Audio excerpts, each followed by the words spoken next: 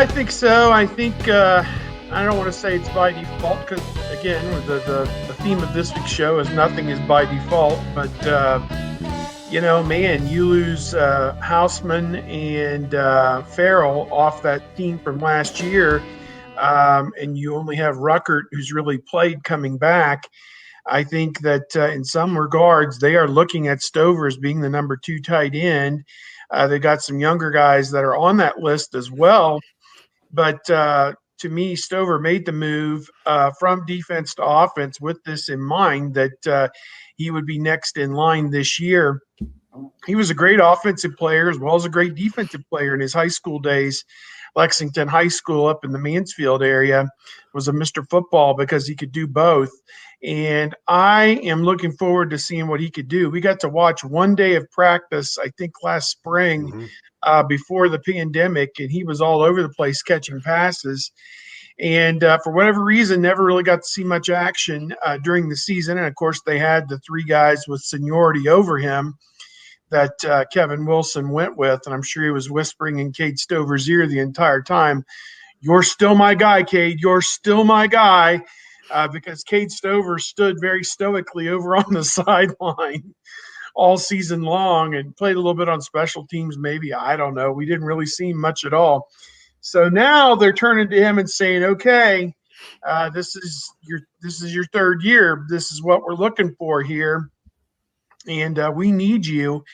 And, we'll see if he answers the call. They got a couple young guys, coming in. Joe Royer, I know, obviously, is going to be in that mix as well.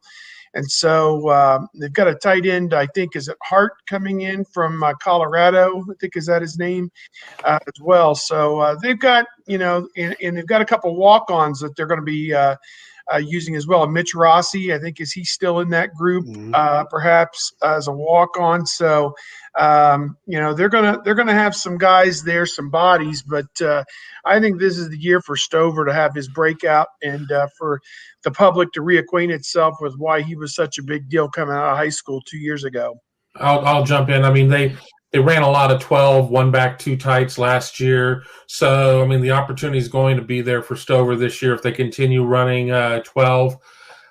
They're not going to need to as much in terms of protection just because of the line that they have, and I think with how strong the line is. But, if the goal is to get the best 11 out there, and if Stover can just continue making progress of the way that all accounts were that he was. I mean, he wasn't going to get out there and see a lot of playing time with when you had Farrell and obviously Ruckert out there.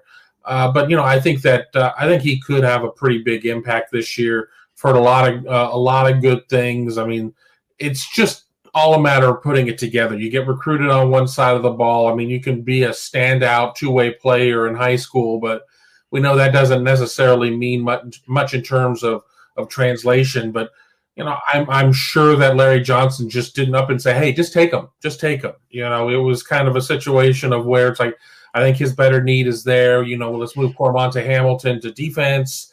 We'll do this. Maybe a player to be named later. I don't know if anything else was involved in that switch in terms of roster management or whatnot. But I've talked to a lot of people up from where he's from, that part of the state, up around the Mansfield area, and they're all very, very excited about what he can be based on what they saw in high school. So I think fans who haven't had an opportunity to really study him, I think they should be able to take a page out of that and be excited about what he could become. And the physicality is there as well, coming over from the defensive side of the ball. I don't foresee that being an issue. Technique and blocking maybe, but yeah, Steve was right. I still remember that the one spring we saw, he's catching passes all over the place. Another standout from that one day was Jackson Smith and Jigba, and he showed some of that last season. But something that Ryan Day said last month and that we've seen bear out the last couple of years is that second tight end is it's not just in competition with the other tight ends to move up that depth chart. That position is also in competition with the receiver position, the number 3 receiver, to see who gets to be on the field more. And when Ohio State only had KJ Hill in the slot, that led to more time for Jeremy Ruckert in 2019. And when it was Garrett Wilson and just a freshman, Jackson Smith and Jigba last year, that led to more 12 personnel. And so this year now it's if Jackson Smith and Jigba is still in the slot, it's him against Cade Stover or Joe Royer, and you'd like your chances with that the third receiver more often.